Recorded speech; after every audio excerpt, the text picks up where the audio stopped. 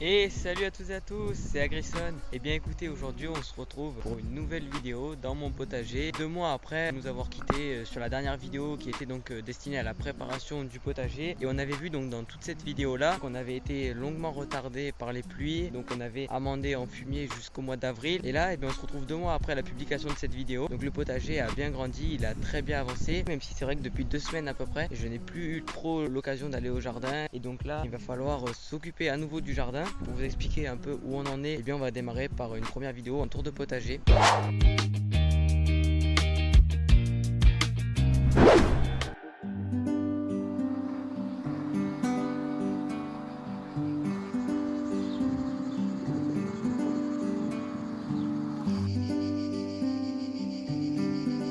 Bien écoutez, déjà pour ce premier tour de potager, on va commencer par l'entrée. Ici on a le petit portail par lequel on rentre et on a directement cette vue là. Ici on est sur un potager de 230 mètres carrés à peu près, plus la planche de culture des safrans qui fait 8 mètres carrés, sans compter les arbres fruitiers. C'est quand même une très belle surface, mais c'est vrai que nous on l'optimise pas au maximum. Donc avec 230 mètres carrés, il y a largement de quoi avoir une très grosse production. Vous allez voir notamment que là j'ai essayé d'un petit peu plus optimiser cette année en chevauchant un petit peu de culture. Et on a ici notre première planche de culture où il y avait les tomates l'année dernière qui a été amendée en fumier l'année dernière, qui a été grandement amendée en fumier aussi cette année. Donc ici il y a les poivrons, également les piments, et un petit peu au loin on a quelques tomates avec des aubergines. Et donc vous pouvez voir ici, première infrastructure que j'ai mis en place que je n'avais jamais mis auparavant dans le potager, et bien c'est ici d'avoir mis des canisses. En fait c'est pour protéger les plants d'un soleil direct. Donc en début de journée, le soleil quand il se lève, et bien le pêcher fait quand même pas mal d'ombre au niveau des poivrons, donc ça les couvre. Et vers midi, quand le soleil est au plus haut, il vient taper directement sur les canisses.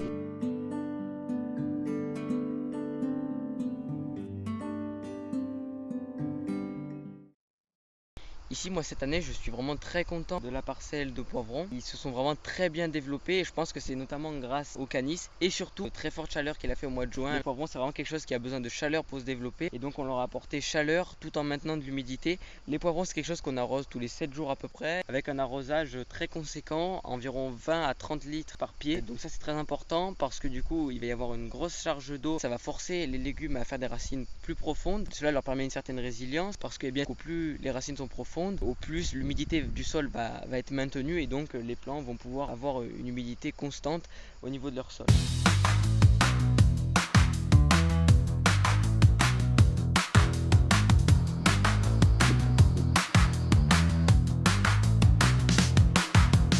Ici, on a tous les ingrédients cette année pour réussir très bien les poivrons. C'était des fortes chaleurs dès le moment où on les a plantés, avec une humidité constante, puisqu'ici paillage plus eau, etc.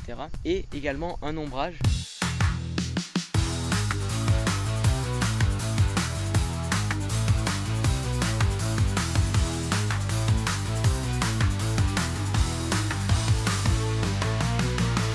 Ici on s'avance, donc là ici on a une parcelle là qui ne sert plus, c'est là où il y avait les fèves et les petits pois en début de saison. Alors également ici, petite information, les fèves et les petits pois sont des cultures qui font partie de la famille des fabacées. Et la famille des fabacées en fait c'est la seule famille qui permet en fait d'apporter de l'azote dans le sol. Donc l'azote va permettre le développement des plantes, des feuilles bien vertes et que la plante soit en bonne santé. Donc il faut de l'azote dans le sol pour que les plantes se développent correctement. Donc ici en fait cette famille là, les fabacées, elles peuvent être également utilisées en engrais verts afin de bénéficier d'azote à la culture suivante. Là on a un olivier, vous savez qu'il y a plusieurs oliviers ici sur la parcelle, ça fait un peu style agroforesterie avec les arbres fruitiers ici entre chaque planche de culture. Et là cette année on est content parce qu'il y a quelques olives. Alors regardez ici, il y a des olives qui sont plutôt vertes et malheureusement il y a des olives qui ont séché. D'un côté la sécheresse ça a permis notamment aux poivrons de bien se développer comparé aux autres années. Et d'un autre côté on a ici par exemple les oliviers qui ont pris un coup de chaud directement et les olives ont carrément séché sur place. On va se diriger de cette partie là. Donc ici c'est un peu la parcelle pour laquelle je suis le plus fier. Ici c'est uniquement des tomates de mes propres semis. J'ai fait une 50aine de plants. Ici on a des plants qui sont très beaux, même plus jolis que les plants qu'on a achetés chez le producteur de plants.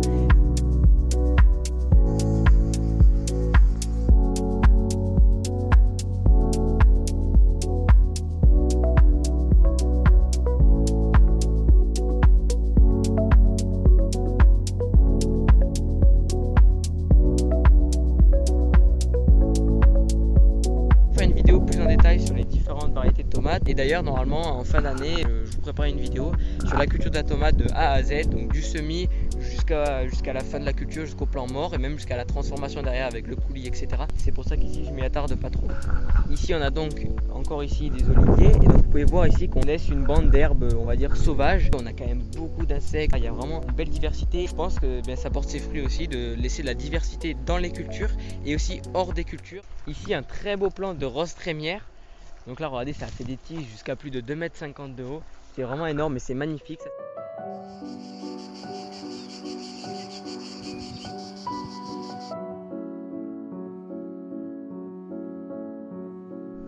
Et donc là ici on atteint la parcelle avec les plants de tomates achetés chez le producteur de plantes. Vous pouvez voir qu'ils sont un petit peu plus petits, un peu moins développés que ceux de derrière là-bas.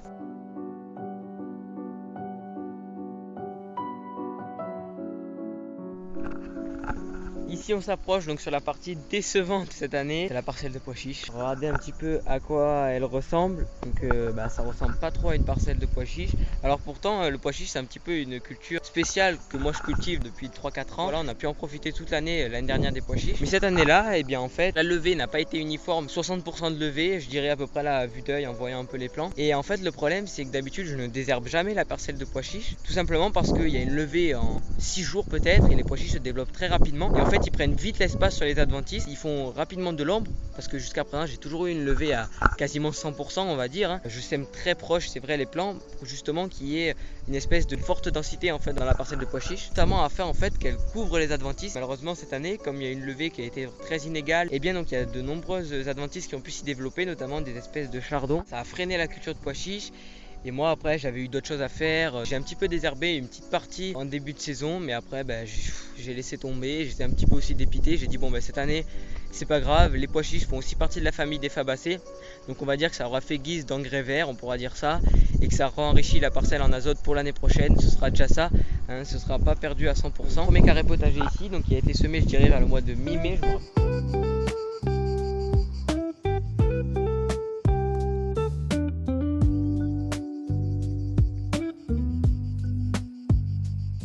En fait ici c'est une parcelle, là on pourrait croire qu'elle est à l'abandon, une parcelle avec des pommes de terre, donc on a fortement réduit l'espace des pommes de terre comparé aux autres années parce que ici on est sur une terre qui n'est pas du tout propice à la pomme de terre, très argileuse, très compacte, donc les plants en fait ça nous donne des pommes de terre très petites et donc ça sert à rien d'en faire des quantités astronomiques. Peut-être que là on va récolter 3-4 cagettes mais au moins on aura utilisé moins d'eau, moins d'espace, les feuilles ont totalement séché et donc là on va commencer à récolter les pommes de terre. De ce côté-ci on a une belle parcelle là aussi qui fait à peu près 90 mètres carrés. Je trouve ça plutôt joli là, l'alignement avec ici courgettes, blettes, ici des oignons des Cévennes avec des oignons blancs, avec les courges au fond que vous pouvez voir là-bas et la serre qui est juste là-bas.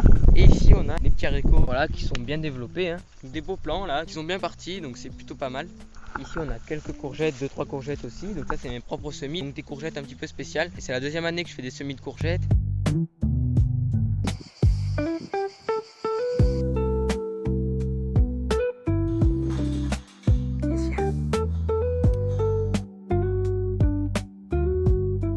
Des petits oignons jaunes qui ont été plantés il y a à peu près 3 semaines, une petite raie aussi. Donc en fait ici j'ai semé les haricots à peu près à 1 mètre des oignons. Au moment où j'ai semé les haricots, je me suis pas vraiment rendu compte de savoir si on pouvait les semer à côté des oignons, et c'est après j'ai pris un livre qui retrace un petit peu les différentes associations qu'on peut faire qui sont bénéfiques ou non avec les différents légumes au potager, et j'ai vu en fait que les oignons, l'odeur que procurent les oignons, ça peut un petit peu stopper la croissance ou en tout cas réduire la croissance des haricots. Je me suis dit en fait c'est pas une très bonne opération. Il y a quand même une bande de 1 mètre et donc je pense ici mettre une culture entre les deux, voilà, par exemple une raie de betterave, de carottes, quelque chose comme ça, histoire de davantage séparer un petit peu les deux cultures. Et donc on arrive ici sur la dernière partie du potager. Donc c'est toute une partie avec des courges qui doit faire à peu près plus de 30 mètres carrés ou 40 mètres carrés. Il y a 5-6 plants qui sont de mes plants et après le reste ce sont des plants qu'on a achetés donc chez le producteur de plants. Une nouvelle aussi structure que j'ai mis en place ici. En fait j'ai récupéré des vieilles barres de trampoline et donc je les ai installées comme ça ici en sorte de tipi si vous voyez un petit peu l'idée. Et donc j'ai fait grimper ici les plants de courges histoire de faire un ombrage.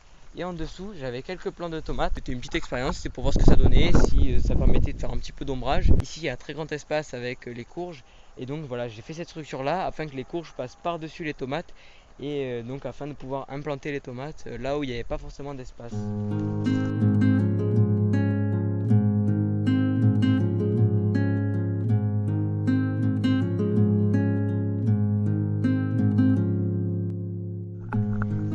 écoutez, je pense qu'on a fini ce tour de potager là. J'espère que la vidéo vous a plu. Si vous tombez sur cette vidéo là pour la première fois, n'hésitez pas à aller voir les autres vidéos. Normalement il y a plus de choses qui se passent. Là c'était vraiment dans une optique de tour de potager, parce que ça m'avait été quand même pas mal demandé la dernière fois.